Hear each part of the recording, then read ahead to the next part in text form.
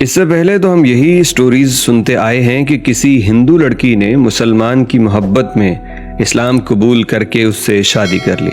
लेकिन ये पहली मर्तबा है कि मीडिया पे एक ऐसी स्टोरी को हवा मिली कि जिसमें एक मुसलमान लड़की ने हिंदू लड़के से शादी कर ली और हिंदू मजहब कबूल कर लिया। और बात इसलिए अहम है क्योंकि लड़की पाकिस्तान से इंडिया पहुंच चुकी है। आखिर किस तरह ये लड़की कैसे इस लड़के की मोहब्बत में गिरफ्तार हुई और इंडिया ये पहुंच कैसे गई, और इंडिया पे इस लड़की के ऊपर कई तरह के इल्जामात लग रहे हैं और इसे अपनी बेगुनाही साबित करने के लिए हिंदुस्तान जिंदाबाद के नारे लगाने पड़ रहे हैं। ये कहानी है सीमा हैदर की, जिसे सीमा गुलाम भी कहते हैं। सीमा हैदर जैकबाबाद में उसकी शादी हुई, बाद में कराची शिफ्ट हो गई। इसका खामिंद सऊदी अरेबिया में मुलाजमत करता है और ये पाकिस्तान में अपने 4 बच्चों के साथ रह रही थी। इसको पबजी खेलते हुए इंटरनेट पे एक इंडियन लड़के से सलाम दुआ हुई, उसके बाद दोस्ती हो गई और ये दोस्ती मोहब्बत में तब्दील हो गई।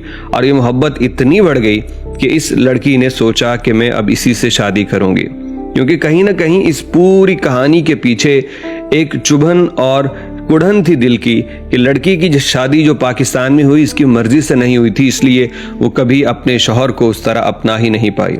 खैर, ये बात आगे निकली और ये फैसला किया गया कि हम दोनों आपस में मिलते हैं।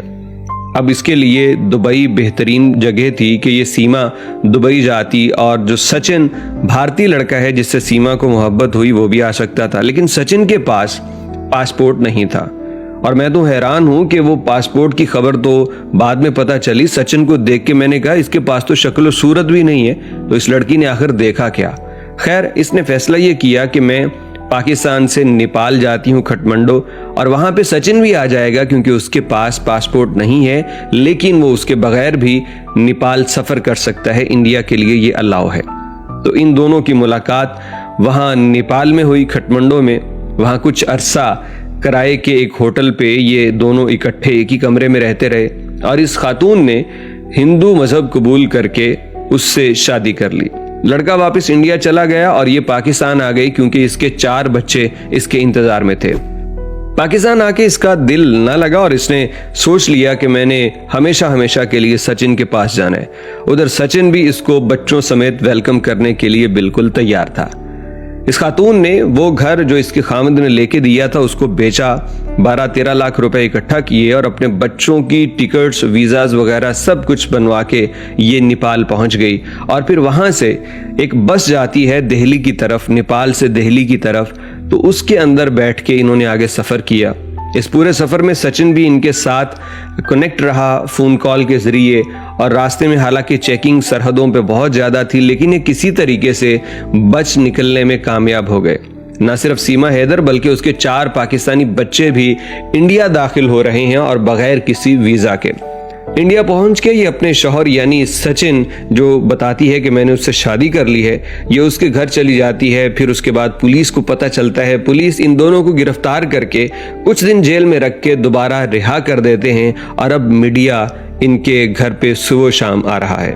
कोई भी जब जाता है तो सीमा हिंदुओं की तरह हाथ जोड़ के उसको खुशामदीद कहती है, स्वागत करती है उसका, और अपने घर में वो तमाम रसूमात अपना रही है जो हिंदू मजहब में अपनाई जाती है।